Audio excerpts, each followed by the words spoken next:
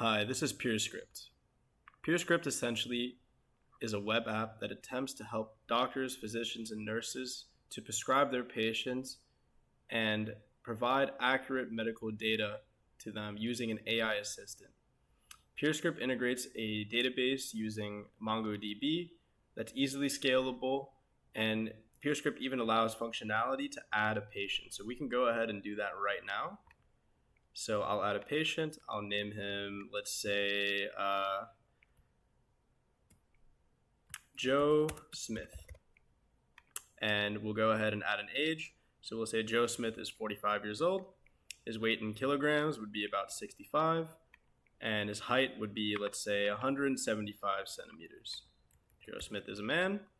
And let's say Joe Smith has come down with a bit of a fever today.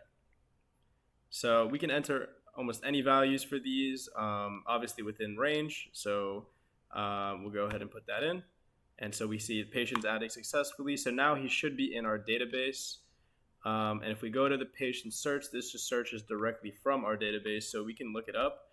And the great thing about our search function here is that if we type in a partial name, let's say Joe, looking for Joe Smith, and we only know his first name, it will pull up all Joes in our record. So we have a little placeholder here of Joe Biden, as you can see, and we have Joe Smith, who we just inserted. So now we can go ahead and select Joe Smith. And now that we've selected him, our database is processed, it's loaded him up. We can add some prescriptions to Joe Smith. And we can give him multiple prescriptions as well. So we can say, for instance, that, Joe Smith has a fever, so we're going to give him some Tylenol. And we're going to also go ahead and give him some Advil.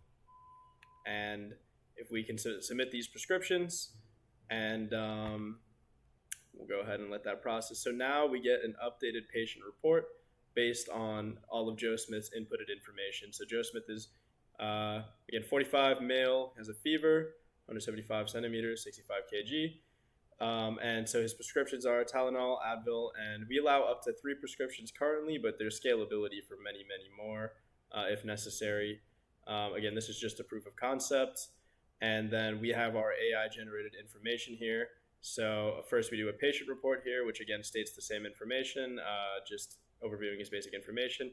It also provides his body surface area, which is a very common factor in calculating dosage. So there's a dosage calculation using body surface area, which we actually use to calculate the dosage below. So it kind of generates a current health status. So this is just a sort of temporary format, going off of his condition, his vital signs, such and such. And again, this can be kind of highly tailored to the actual situation. I think we just kind of provide filler details here to provide different situations. And so, it provides other sort of recommendations, such as treatment recommendations or lifestyle recommendations on how he can sort of, practice good things such as hygiene or hand washing to prevent spread of infection, as you can see here, and follow-up appointments and such.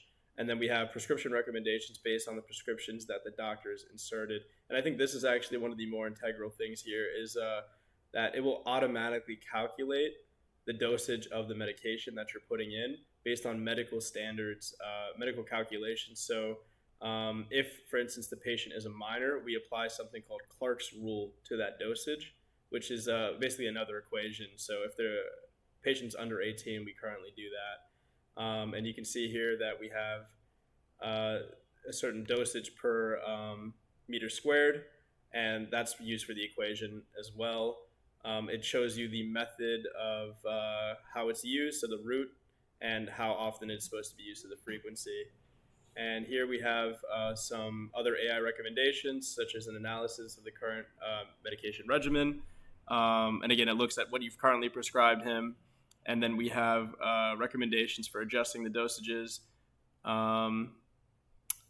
And let's see, suggestions for alternative medications. That's correct. So given the patient's diagnosis of fever, current medications are appropriate. But in cases where it wouldn't be appropriate, it will actually give us other recommendations. So I'll go ahead and do an example like that real quick. And so I think that's pretty much it. And then just recommendations for how to kind of take care of yourself. And yeah, overall, it just generates new information every time. So if I come back to overview, I do another patient search, let's say, And I can go ahead and do myself this time, Neil. So we go ahead and look it up. I can go ahead and click on myself. And let's say I think I had given myself an allergic reaction. So now I'm going to actually give myself some lithium, which is used more for mental health purposes, and completely off the grid here. This doesn't apply to me at all. And as you can see, I'm being recommended to take antihistamines or epinephrine, which is actually another one of the medicines we have in our database. So if I'm being currently prescribed lithium, it's telling me what lithium is used for here, and it's not standard practice to treat allergic reactions. There you go. And so on and so forth. And as you can see, it gives us the calculation, how it's supposed to be taken, the final dosage.